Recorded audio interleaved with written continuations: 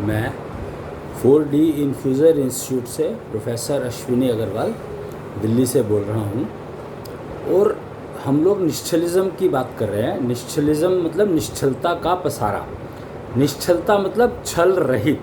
छल किसको कहते हैं? चीटिंग को, बेईमानी को। और चीटिंग लेस वर्ल्ड। निश्चलिज़्म को हम लोग थोड़ा बता रहे हैं लोगों को, इसके बारे में बता रहे हैं, इसके बारे में चर्चा करते हैं। और फाउकोलॉजी एक सब्जेक्ट है जो इसमें हम लोग बहुत ज़्यादा उपयोग करते हैं, जो 5 तत्वों पर आधारित है। एक्चुअली 5 तत्वों कहा जाता है, पर तत्वों पर आधारित मुझे ज़्यादा बेटर कहना चाहिए। इससे हमें तत्व ज्ञान, आत्मज्ञान और ज्योति ज्ञान और आयु ज्ञान, ये 4 सब्जेक्ट बहुत अच्छे से पता लगते हैं। और नेचुरली आत्मज्ञान के ऊपर ही व्यवहार ज्ञान डिपेंड करता है, अपने तत्व ज्ञान पर। और अपने व्यवहार ज्ञान जो है अपने आत्मज्ञान और तत्व ज्ञान पर डिपेंड करता है मोस्टली। तो हमें अपना तत्व ज्ञान होना बहुत ज़रूरी है, अपना तत्व ज्ञान। और आत्मज्ञान मतलब अपने बारे में, अपनी कैपेबिलिटीज़ के बारे में पता होना बहुत ज़रूरी है। अगर ये चीज़ें पता हों तो हम व्यवहार ज्ञान का पूर्ण इस्तेमाल कर सकते हैं। और सभ्य समाज तभी बनता है जब वातावरण में व्यवहार ज्ञान अच्छे से फैला हो और पता हो कि गलत क्या है, ठीक क्या है, समाज के लिए नुकसानदेह क्या है, समाज के लिए फ़ायदेमंद क्या है। और समाज को अगर फ़ायदा होगा तो मुझे डेफिनेटली फ़ायदा होगा, क्योंकि मैं तो एक इंडिविजुअल कपल, युगल, हमने युगलता की बात की थी कल, तो युगल जो है वो नींव कहलाती है समाज की। तो समाज को फ़ायदा होगा। मैं अगर कुछ ऐसा कंट्रीब्यूट करता हूँ जिससे समाज को फ़ायदा होगा तो डेफिनेटली वो फ़ायदा मुझे भी मिलेगा, क्योंकि मैं भी समाज का हिस्सा हूँ, एक पार्ट हूँ। नींव को आप भूल नहीं सकते हैं, फाउंडेशन को आप कभी भूल नहीं सकते हैं। और फाउंडेशन जितनी बेटर होगी, जितनी स्टर्डी होगी, जितनी स्ट्रेंथ होगी उसमें, उतनी ही बिल्डिंग आप बढ़िया बना सकते हो, अच्छी बना सकते हो और ऊंची बना सकते हो। ऊंची का मेरा मतलब यहाँ पर चरित्र से है, क्योंकि हम अपनी बिल्डिंग की बात कर रहे हैं, अपनी उसकी फाउंडेशन की बात कर रहे हैं। और हमारी फाउंडेशन जो है तत्व ज्ञान पर आधारित होती है। और फिर हम आत्मज्ञान सीखते हैं, तत्व ज्ञान पर आधारित होती है। यानी जब हम कंसीव करते हैं, जब बच्चा पेट में आता है जिस समय, तो वो अपने तत्व ज्ञान साथ लेकर आता है। जब बाहर आता है, दुनिया में आता है, तो वहाँ दुनिया से जो सीखता है तो वो आत्मज्ञान सीखता है। और फिर उसको व्यवहार में उपयोग करता है, तो व्यवहार ज्ञान समझ करके और फिर उसका उपयोग करता है। तो आत्मज्ञान में आज हम थोड़ी सी आत्मज्ञान की बात करेंगे। तत्व ज्ञान की बात काफ़ी हो चुकी है और थोड़ी चलती रहेगी, क्योंकि तत्व ज्ञान तो नींव है, तो नींव को तो हम लोग भूल ही नहीं सकते हैं।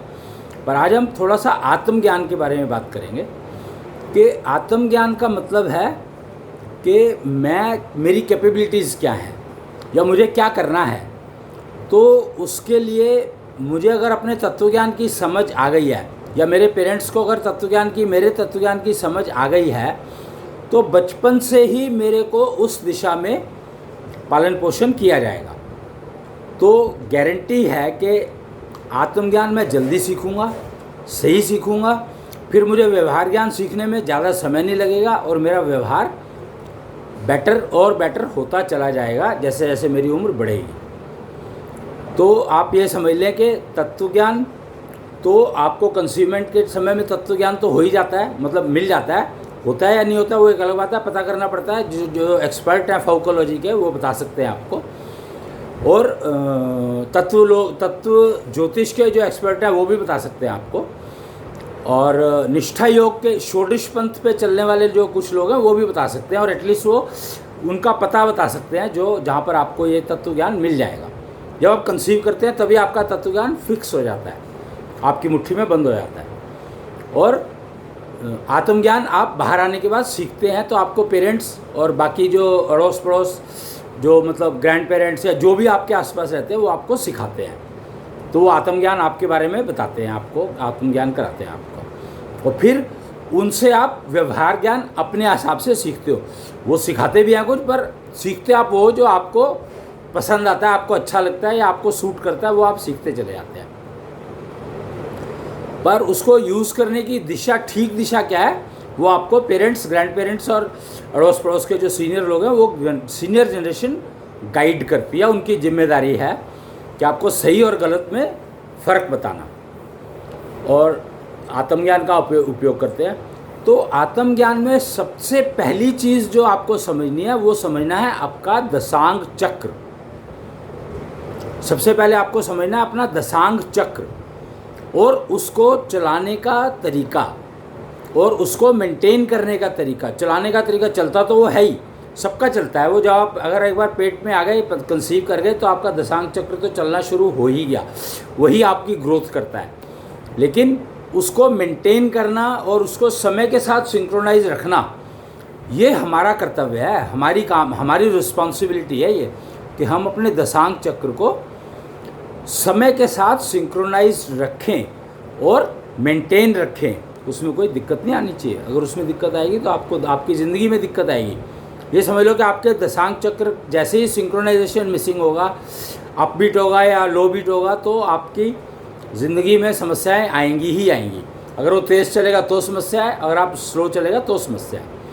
तो ये आपको समय के साथ गवर्न करना है, समाज के साथ नहीं।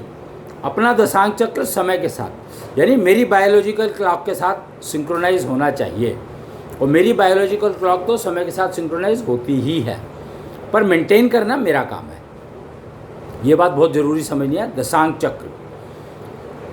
चक्र में 3 तत्व होते हैं, कृष्णांश तत्व, कृष्ण तत्व और शिव तत्व। कृष्णांश तत्व जो रहता है वो हृदय में रहता है, यानी ऊर्जा जनरेशन का काम उसके कंट्रोल का काम है, ऊर्जा जनरेट करता है। और नाभि में रहते हैं आपके कृष्ण तत्व। कृष्ण तत्व नाभि में रहते हैं, जहाँ पर मन का वास होता है।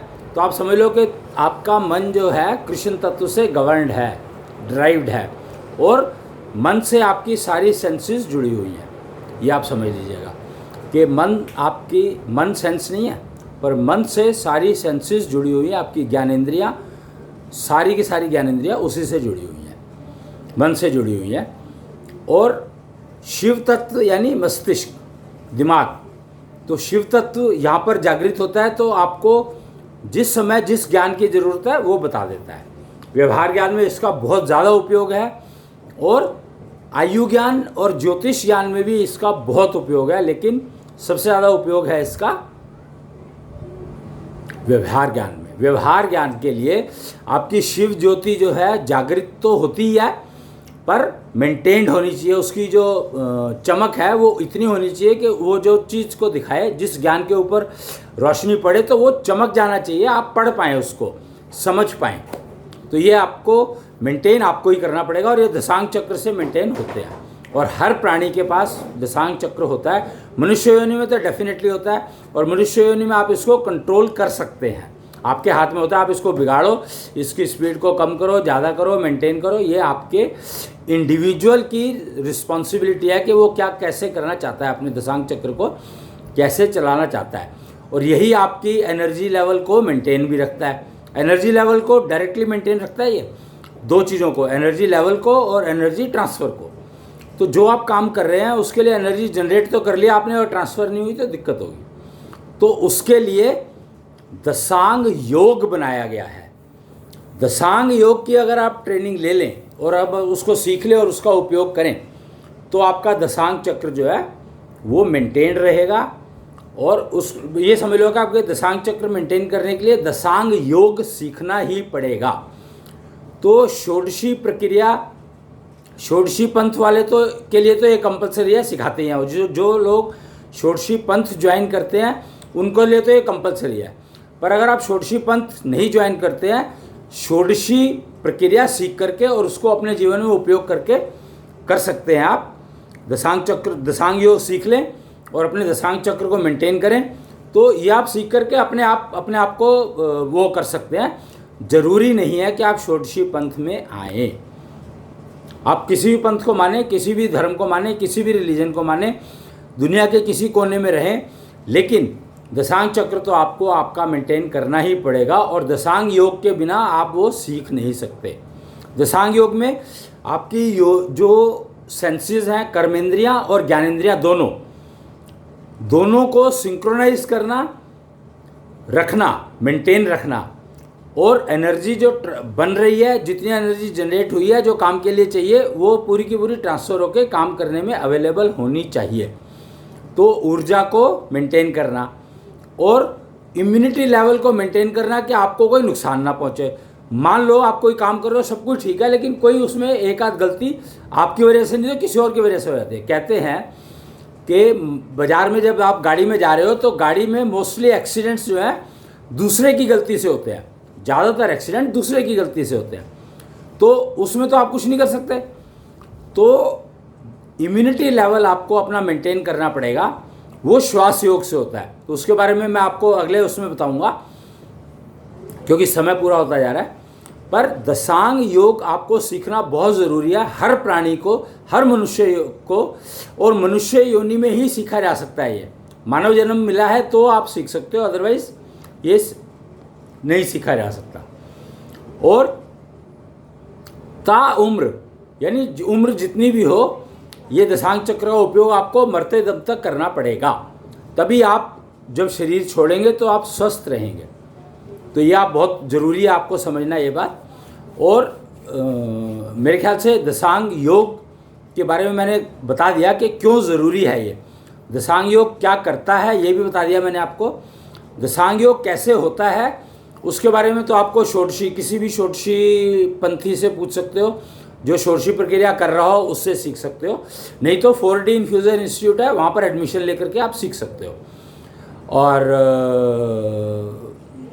जो ये वीडियोज़ हैं, वीडियो देख सकते हो आप अश्विनी कुच्छल @youtube.com पर, ये सारे वीडियोज़ अवेलेबल हैं जिनको आप वहाँ पर देख सकते हो। और 4D इन्फ्यूज़र इंस्टीट्यूट.in पर भी बहुत सारे वीडियोज़ अवेलेबल हैं, वहाँ पर आप इन वीडियोज़ को देख सकते हो। और 9999099149 9999099149 हमारा व्हाट्सएप नंबर है 4D इन्फ्यूज़र इंस्टीट्यूट का। तो उस पर आप व्हाट्सएप मैसेज डाल करके भी जानकारी प्राप्त कर सकते हैं। और फ़ोन अगर करना है तो फ़ोन आपको करना है 11 बजे से लेकर के, और बल्कि 11 भी नहीं, मैं कहूँगा कि 1 बजे से लेकर के और 4 बजे तक, 5 बजे तक कर सकते हो फ़ोन। उसके इस नंबर पर, इसी नंबर पर आप 1 बजे से 5 बजे तक के बीच में फ़ोन कर सकते हैं।